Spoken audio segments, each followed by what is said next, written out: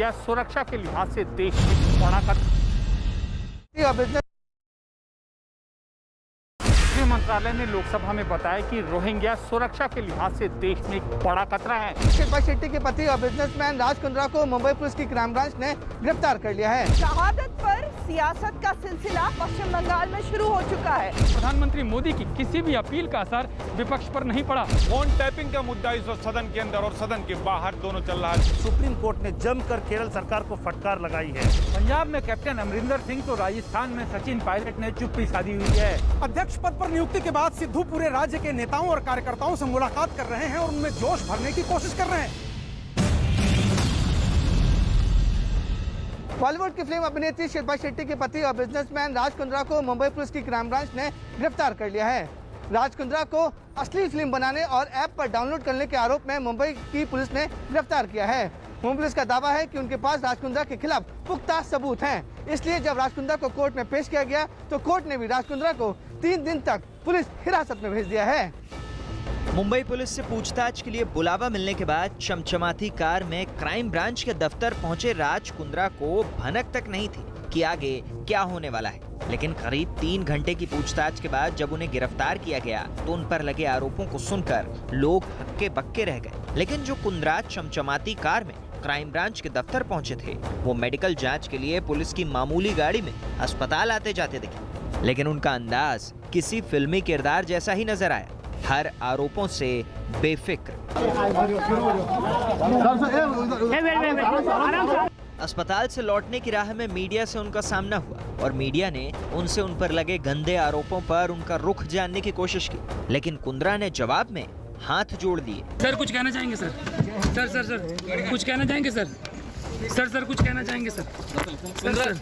कुछ कहना चाहेंगे सर प्लीज सर। एक तथ्य ये भी है कि मुंबई पुलिस ने इसी साल फरवरी में अश्लील फिल्में बनाने और उन्हें ऐप के जरिए रिलीज करने के मामले में केस दर्ज किया था। उस वक्त इसमें राज कुंद्रा का नाम भी सामने आया था। इस मामले में मुंबई पुलिस अब तक 11 लोगों को गिरफ्तार कर चुकी है। लेकिन बीती रात से सुबह तक पुलिस ने कुंद्रा और उनके साथी बताए जा रहे रायन जॉन थॉर्प को गिरफ्तार कर सनसनी फैला दी। नए कलाकार होते हैं, स्पेशली महिला कलाकार जो होते हैं, इनको प्रलोभन दिया जाता है, इनको आमिष दिया जाता है कि आपको एक अच्छी वेब सीरीज़ हम दे सकते हैं या कोई शॉर्ट स्टोरीज में आपको हम अच्छा ब्रेक दे सकते हैं। ऐसे करके आप उनका ऑडिशन के लिए बुलाया जाता था या कुछ शॉट्स लिए जाते थे और इस शॉट्स में थोड़ा सा बोल्ड सीन करना पड़ेगा। वो बोल्ड का ट्रांसलेशन धीरे धीरे सेमी न्यूड और फिर फुल न्यूडिटी के तरफ वो पिक्चराइजेशंस जाते थे, जिसमें ये महिला कलाकारों ने अपोज किया था और इन्हीं में से कुछ क्राइम ब्रांच के पास आई थी, जिसकी वजह से ये गुनाह दाखिल हुआ था। आज दोनों अक्यूज को प्रोड्यूस किया था। कल शाम को तकरीबन 8 बजे अरेस्ट करने के बाद आज 2 बजे प्रोड्यूस किया गया और आर्ग्यूमेंट काफ़ी देर सुनने के बाद कोर्ट ने दोनों को ही 23 जुलाई तक रिमांड किया है पुलिस कस्टडी में। रिमांड एप्लीकेशन का वेग एलिगेशन है, उसका सपोर्टिंग प्रूफ पुलिस ने कुछ दिया नहीं है और जो पुलिस ने इतना हल्ला बनाया है कि पोर्नोग्राफी है, वैसा भी कोई मटेरियल कोर्ट के सामने आज प्रोड्यूस नहीं किया गया। अश्लील फिल्म बनाने के आरोप में मुंबई की क्राइम ब्रांच ने रायन जॉन थॉर्प नाम के आरोपी को नवी मुंबई के नेरुल से गिरफ्तार भी किया है। मुंबई पुलिस ने भी रायन के खिलाफ मालवानी पुलिस स्टेशन में मामला भी दर्ज किया है। बताया जा रहा है कि रायन और राज कुंद्रा के रिश्ते काफी नजदीक हैं और दोनों मिलकर पॉर्न फिल्म की इंडस्ट्री चलाते थे।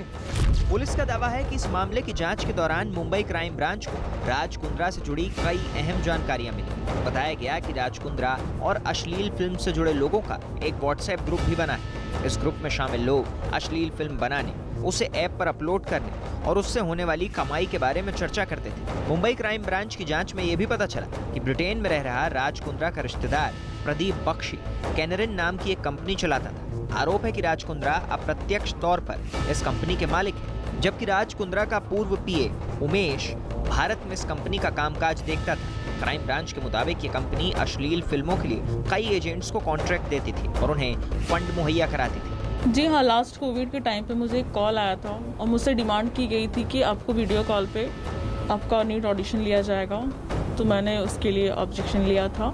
एंड मैंने लास्ट टाइम प्रेस कॉन्फ्रेंस करके ये बात मीडिया के सामने, लोगों के सामने रखी थी कि उन्हें अरेस्ट किया जाए।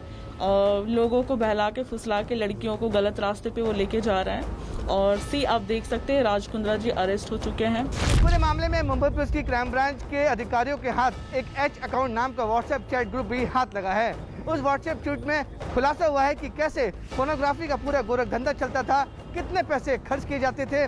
साथ ही साथ एक ऐप का भी खुलासा हुआ है जिसमें 20 लाख से ज्यादा सब्सक्राइबर पुलिस को मिले हैं। व्हाट्सएप ग्रुप से ये भी खुलासा हुआ है कि किस तरीके से फोनोग्राफी पिक्चर को बनाया जाता था, जिसमें हर एक पिक्चर में 4 से 5 लाख रुपया बनाने में खर्च होते थे, लेकिन उसकी कमाई 40 से 50 लाख रुपए तक की हो जाती थी। मुंबई क्राइम ब्रांच के मुताबिक राज कुंद्रा अश्लील फिल्मों को बनाने के लिए फंडिंग से जुड़े थे। इसी साल फरवरी में जब ये मामला सामने आया था, तब पुलिस ने मॉडल और अभिनेत्री गहना वशिष्ठ सहित 11 लोगों को गिरफ्तार किया था। उसी वक्त पूछताछ में पता चला था कि गहना वशिष्ठ और उमेश कामत को अश्लील फिल्म बनाने का काम कैनरिन प्रोडक्शन हाउस से मिलता था। इसके बाद दोनों फिल्म बनाने की तैयारी में जुट जाते थे और फिर मेल आईडी के जरिए तैयार फिल्म को कैनरिन प्रोडक्शन हाउस को भेजा जाता था। अश्लील फिल्म मिलने के बाद पैसे सीधे इनके खाते में भेज दिए जाते थे और फिल्मों को सोशल मीडिया ऐप हॉटशॉट पर अपलोड कर दिया जाता था। इस हॉटशॉट्स पे ये जो भी कंटेंट क्रिएट किया जाता था, ये कंटेंट राज कुंद्रा और केंद्रीन की कंपनी खरीदती थी और उसको पब्लिश करती थी हॉटशॉट्स नाम के ऐप के जरिए।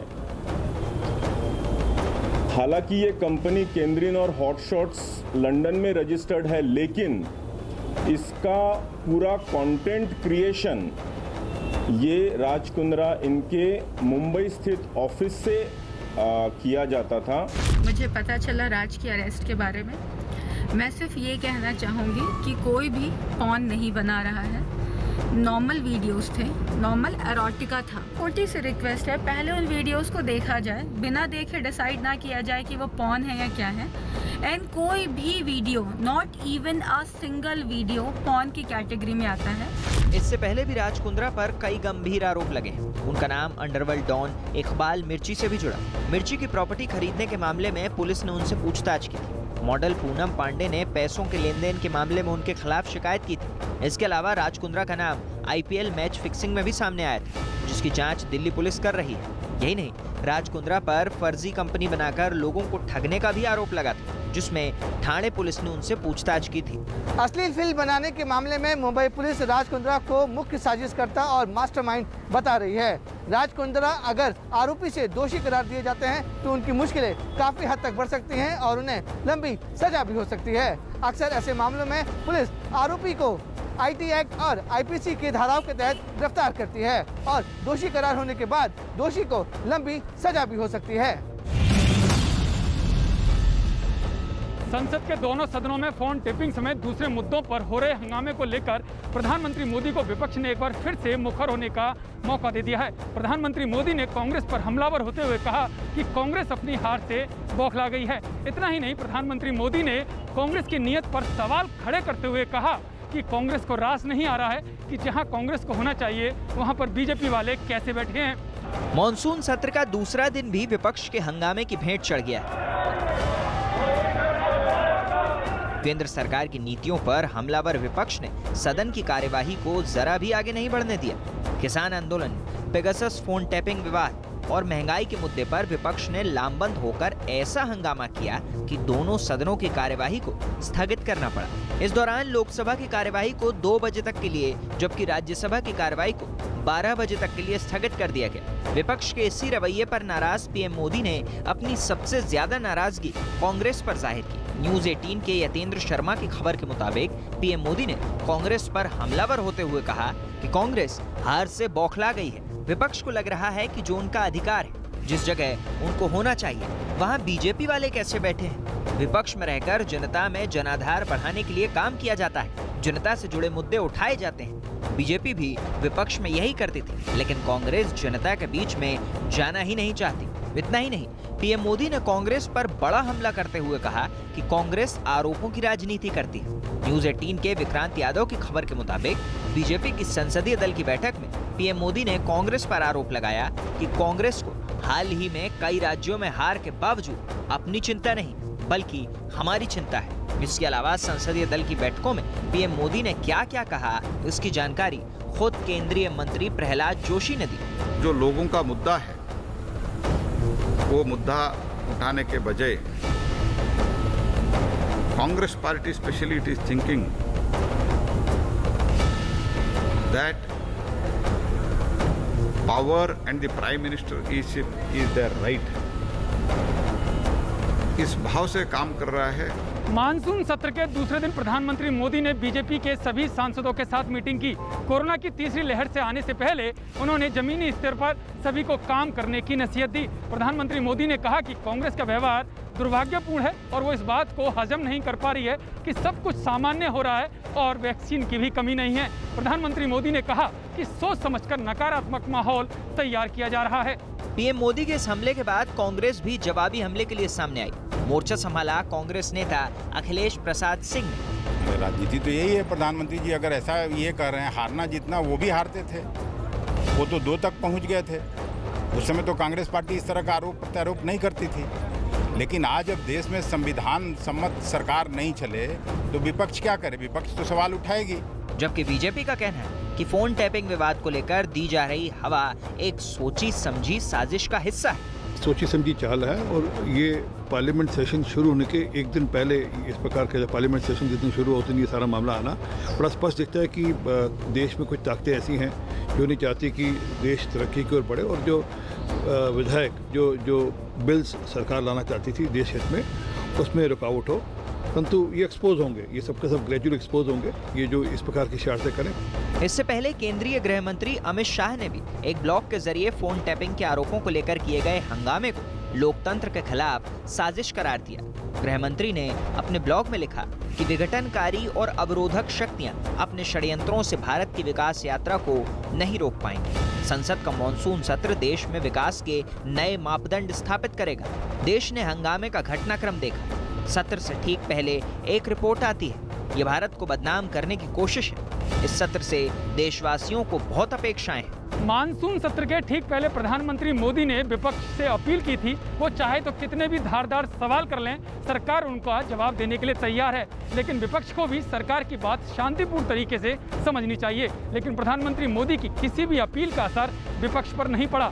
नतीजा अब ये दिखाई दे रहा है कि जिस सत्र में जनता से जुड़े हुए मुद्दे उठाए जा सकते थे, वो सत्र अब विपक्ष के हंगामे की भेंट चढ़ता हुआ दिखाई दे रहा है। फोन टैपिंग पर चल रहे संसद के दोनों सदनों में हंगामे की आंच उत्तर प्रदेश तक पहुंच गई। यूपी के सीएम योगी आदित्यनाथ ने विपक्ष पर हमला करते हुए कहा कि विपक्ष भ्रम की स्थिति पैदा करके संसद के सत्र में माहौल बिगाड़ने की कोशिश कर रही है। इसके साथ ही सीएम योगी ने फोन टैपिंग के टाइमिंग पर भी सवाल खड़ा किया।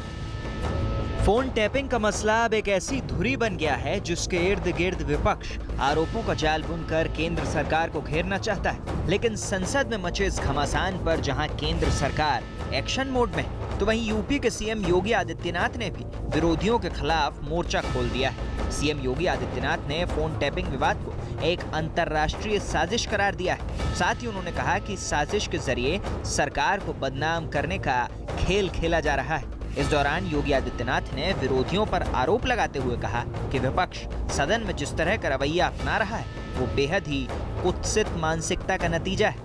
पेगासस के सॉफ्टवेयर के संबंध में विगत 2 दिनों से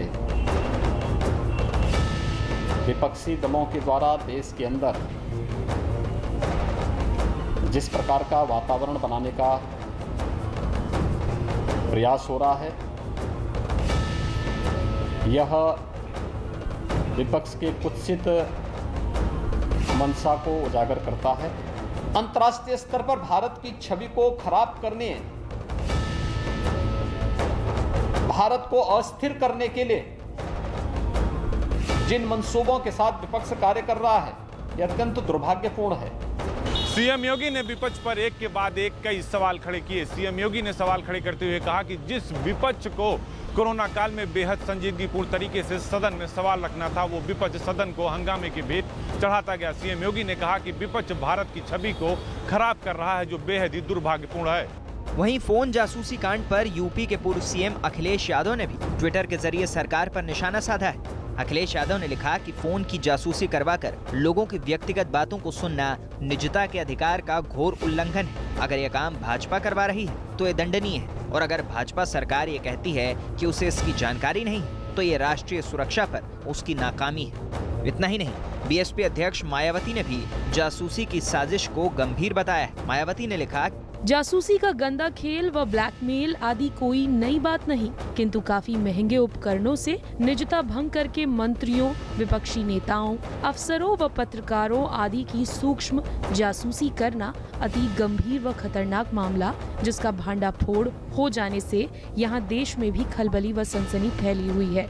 सरकार व देश की भी भलाई इसी में है कि मामले की गंभीरता को ध्यान में रखकर इसकी पूरी स्वतंत्र व निष्पक्ष जांच यथाशीघ्र कराई जाए, ताकि आगे जिम्मेदारी तय की जा सके। फोन टैपिंग का मुद्दा इस वक्त सदन के अंदर और सदन के बाहर दोनों चल रहा है। विपक्ष सदन में सरकार के ऊपर सवाल खड़े कर रहा है और उसे घेरने की कोशिश कर रहा है, तो सरकार भी इस विवाद को अपने तरीके से हल करना चाहता है। यानी आने वाले समय में ऐसा नहीं लगता कि इस विवाद पर शोर थमता नजर आएगा। नवजोत सिंह सिद्धू को पंजाब की कमान देने के बाद अस्थायी तौर पर पंजाब का विवाद सुलझता नजर आ रहा है। इसके पीछे सोनिया गांधी की कोशिश है, जिन्होंने सारे नेताओं को भरोसे में लेकर यह फैसला लिया था।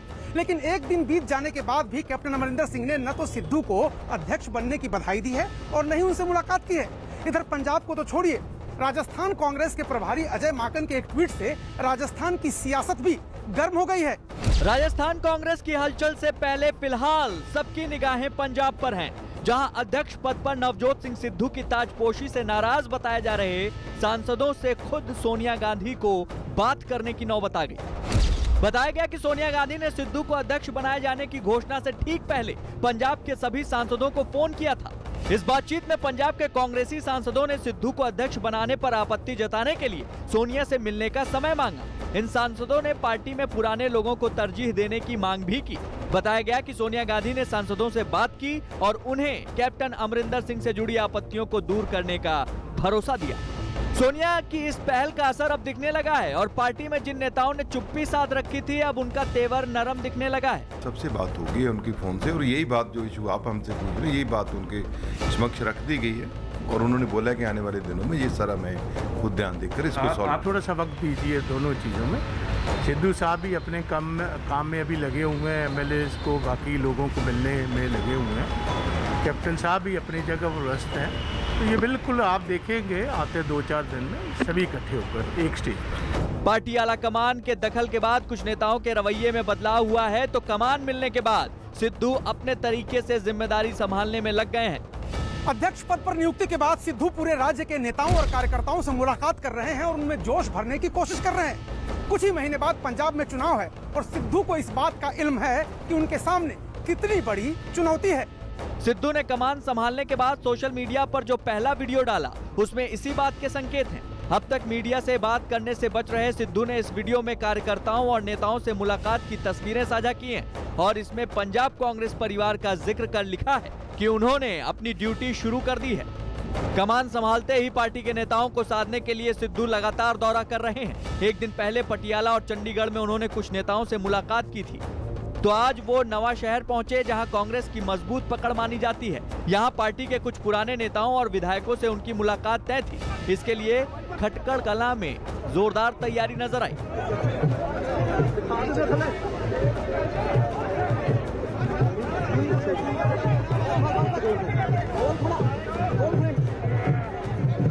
लेकिन नवा शहर में आंदोलनकारी किसानों ने सिद्धू की आहट पाकर विरोध प्रदर्शन शुरू कर दिया।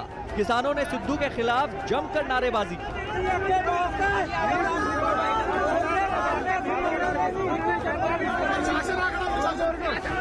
यही नहीं, नवा शहर अमृतसर हाईवे पर किसानों ने रास्ता रोक दिया। किसानों को शिकायत ये है कि सिद्धू ने आंदोलनकारी किसानों के समर्थन में एक लफ्ज भी नहीं बोला।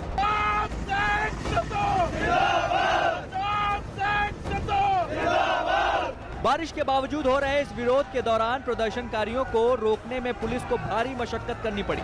इस दौरान पुलिस और प्रदर्शनकारियों के बीच धक्का मुक्की भी हुई।